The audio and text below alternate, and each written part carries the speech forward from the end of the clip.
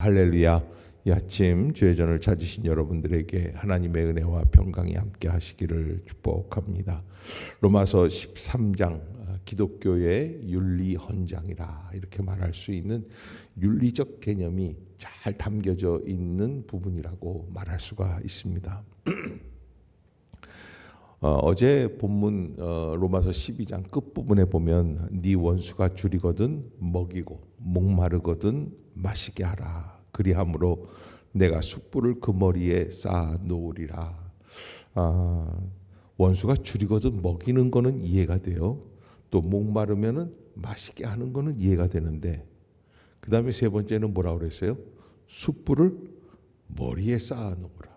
병 주고 약 주라는 얘기인가?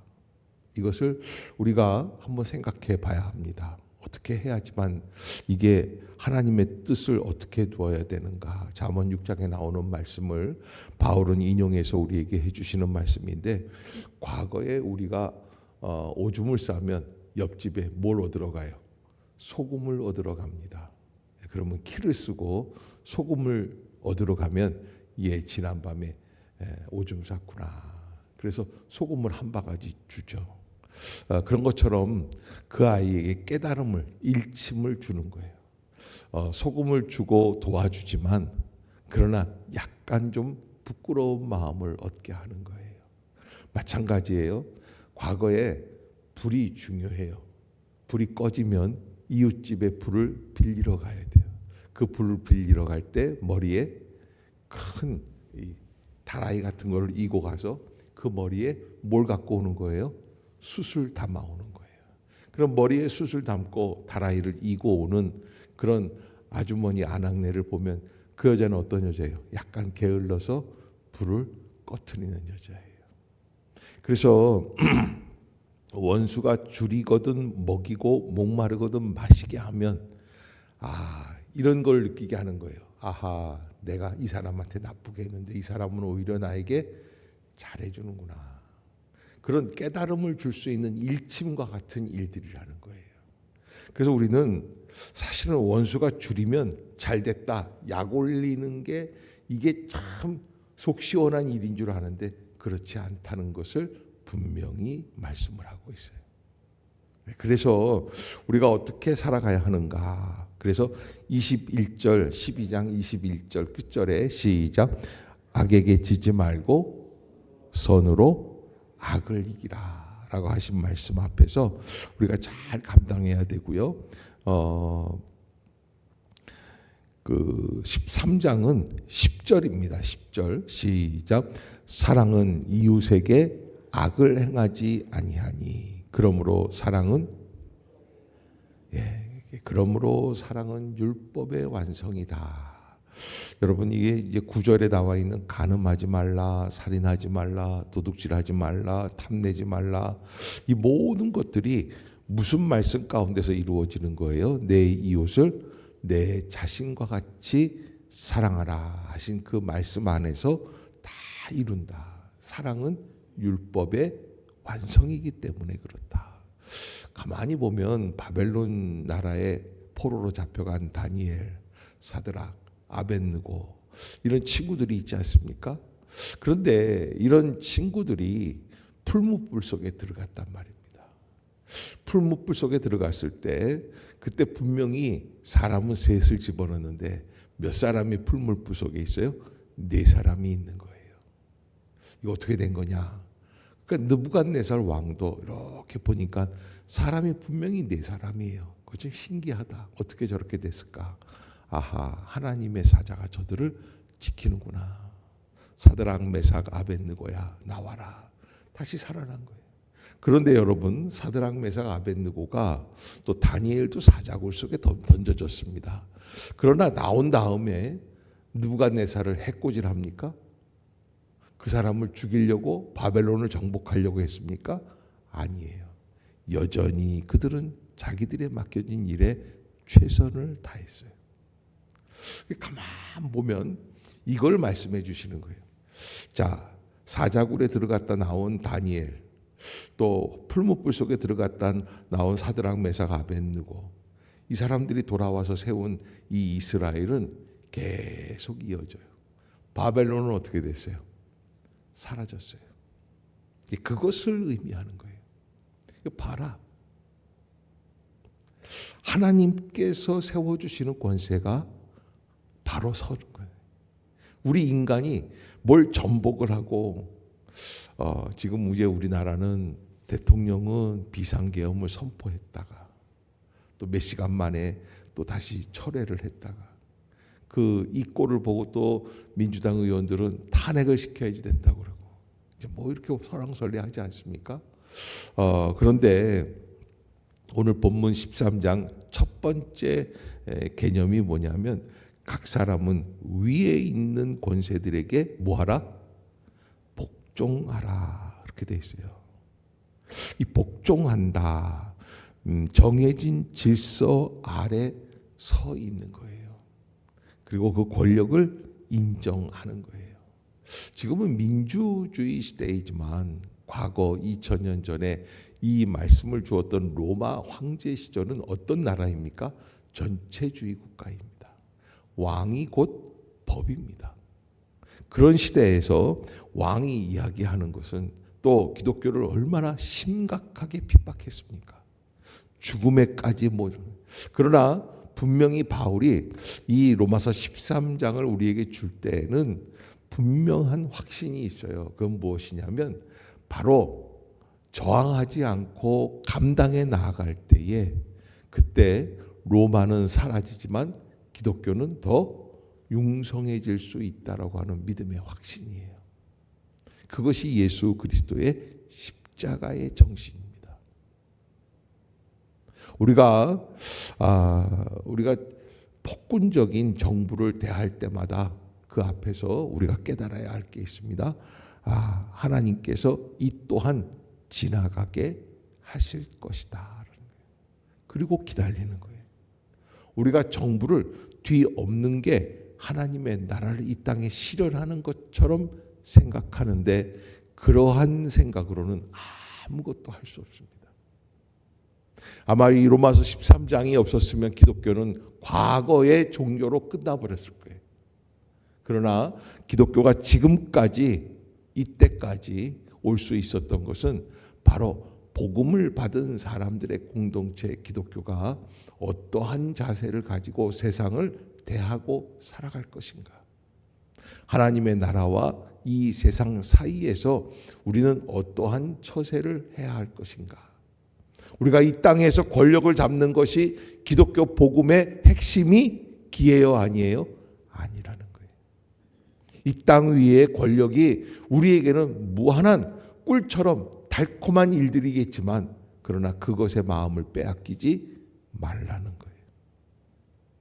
그래서 이 세상의 권세들 하나님께서 잠시 허락해 주신 것뿐이다라는 거예요. 그러면서 2절에 보면 권세를 거스르는 자는 하나님의 명을 거스른다라고 하는, 네로 황제 같은 그 권세도 권세입니까? 놔두라는 거예요. 다스리는 자들은 선한 일에 대하여 두려움이 되지 않고 악한 일에 대하여 되나니, 이게 무슨 이야기냐면 무정부 상태에서는 누가 내 걸 빼앗아 가면 내가 고발할 데가 있습니까? 없습니까? 없어요. 그래서 아무리 폭군이라도 무정부보다는 낫다는 게 바울의 결론이고요. 또 이러한 그 권세들 앞에서 우리가 어떻게 처신을 해야지 되느냐, 이런 정부의 궁극적인 권력은 사회생활 속에서의 질서를 잡아나갈 수 있는 통로다라는 것을 알고, 그리고 소통을 잘 해야지만 된다라고 하는 것을 말씀해 주십니다. 그러기에 여기 오늘 이 정부의 권력자라고 하는 이 권력을 뭐라고까지 이야기하냐면 4절에 시작, 그는 하나님의 사역자가 되어, 아포스톨로스, 사도예요. 하나님의 사역자, 심부름꾼이 된다는 거예요. 그러니까 정치인들이 그 정도의 권력을 갖고 있다는 거예요. 그러니 놔두라는 거죠. 그러기에 내가 하나님 앞에서 권력을 어떻게 생각하느냐, 우리는 그저 권력 가진 자를 어떻게 합니까? 안 볼 땐 임금님도 욕한다는 옛말을 실천하는데 즐거움을 느낍니다. 그러나 조심해야지 돼요. 그렇게 함부로 판단하거나 정죄할 수 없다. 답답할 때가 있죠. 그래서 그 일을 놓고 기도하고 우리가 바라봐야 할 것은 모든 권력의 근원 되시는 여호와 하나님을 볼 수 있는 마음이 있어야지 된다. 특별히 이 권력의 가장 궁극적인 요소는 무엇이냐면 세금을 바치는 겁니다. 그래서 6절, 7절입니다. 6절 시작. 너희가 조세를 바치는 것도 이로 말미암음이라. 그들이 하나님의 일꾼이 되어 이 일에 항상 힘쓰니라. 7절. 모든 자에게 줄 것을 주되 조세를 받을 자에게 조세를 바치고 관세를 받을 자에게 관세를 바치고 자를 두려워하며 존경할 자를 존경하라. 이게 하나님께서 나에게 주신 환경 앞에서 내가 어떻게 처세를 가지고 살아갈 수 있을까? 이게 윤리적인 그런 개념들이라는 것이죠. 그것을 잘 알고 살아가라는 거예요. 우리가 하나님 앞에서 어떠한 모습으로 살아가야 될까? 당시에 이 로마 황제라는 건 부당한 이익들을 추구하고 세리들을 두어서 각 고을에서 부당한 세금들을 거두기도 했는데 그러한 사람들을 놔두라는 거예요. 오로지 우리가 하나님 앞에서 어떻게 살아가야 할 것인지를 잘 깨닫고 살아가는 것이 가장 중요하고 우리는 어떻게 합니까? 8절에 보면 어디로 넘어가요? 사랑으로 넘어가요. 피차 사랑의 빛 외에는 아무에게든지 아무것도 지지 말라. 그러기에 우리가 신앙생활 할 때 어떠한 마음을 가지고 살아갈 수 있을까? 지혜로운 마음을 가지고 그래서 이 시대를 잘 극복해 나갈 수 있어야지 돼요. 12절에 보면 이렇게 말씀합니다. 시작. 밤이 깊고 낮이 가까웠으니 그러므로 우리가 어둠의 일을 벗고, 그러니까 바울에게 있어서 이 미래는 예수 그리스도의 재림으로 종국적인 결론을 내리게 됩니다. 이 결론이 뭐냐면 예수님이 곧 재림하실 것이라는 거예요. 예수님이 오신다는 거예요. 그래서 11절에 또한 너희가 이 시기를 알거니와 자다가 어떻게 될 때가 깰 때가 벌써 되었다. 그러니 낮이 가까웠으니까 어둠의 일을 벗고 빛의 갑옷을 입자. 13절 시작. 낮에와 같이 단정히 해가고 방탕하거나 술 취하지 말며 음란하거나 호색하지 말며 다투거나 시기하지 말아라. 우리가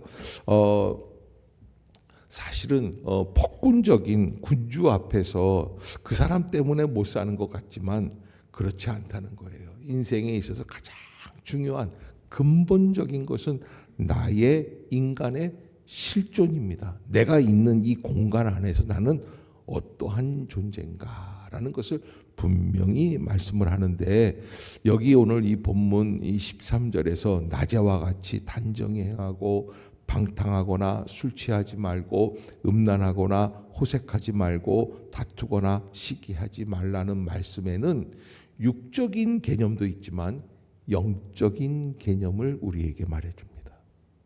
내가 어떠한 영적인 인사이트를 가지고 어떻게 살아갈까라는 거예요. 우리가 이렇게 단정하게 행하기 위해서 가장 필요한 것은 무엇일까요? 하나님과 나와의 관계를 말한다. 내가 어떻게 행해야지 되는가. 그래서 우리가 14절로 결론을 내리죠. 시작. 오직 주 예수 그리스도로 옷 입고 정욕을 위하여 육신의 일을 도모하지 말라. 오직 주 예수 그리스도로 옷 입고. 이 땅 위에서 살아갈 때 우리가 참 여러 가지 어려운 일들이 많이 있습니다. 억울한 일들도 많이 있습니다. 좀 중국은 교회에 있는 십자가를 다 떼어버리고 그리고 교회를 세웠던 선교사들, 외국 선교사들을 다 나라에서 추방을 시키고 그리고 공안, 이 경찰 당국이 교회들을 통제하게 되어 있어요. 그러니까 지금 사실상 진정한 교회다운 교회가 없을 것이다, 이렇게 추정을 하고 있습니다. 13억, 14억 인구 중에 1억이 넘는 사람들이 예수를 믿기 시작을 하니까 중국 정부에서는 두려워지기 시작을 하고 이 사람들이 공권력을 해하려고 하지 않을까라고 하는 걱정 때문인데, 이러한 탄압 시대에 있어서 분명히 우리가 알아야 될 것은 중국은 이 탄압이 맞춰지는 날 뚜껑을 열어봤을 때 어마어마한 전도가 되어 있을 것이다. 왜? 과거에도 그랬거든요. 하나님이 하시거든요. 사실은 우리가 인간이 생각할 때 선교사들이 들어와서 막 복음을 증거하면 훨씬 더 활발하게 전도가 될 것 같은데, 그런데 하나님이 하시는 게 더 무서워요. 모든 게 막혀질 때에도 하나님의 나라는 그대로 계속 이어져 가고 있다라고 하는 것입니다. 그것을 잊지 말고 하나님을 믿고 하나님께 의뢰하는 사람이 되십시오라고 하는 오늘 로마서 13장의 결론입니다. 그리고 그 안에서 우리는 가져야 할 마음의 자세, 아까 뭐라고 그랬습니까? 사랑은 이웃에게 악을 행하지 아니한다. 그 사람은 나를 악을 행할지라도 나는 그 사람에게 악을 행해서는 안 된다. 그러므로 사랑은 무엇의 완성? 율법의 완성이니라. 기억하시길 바랍니다. 기도합시다.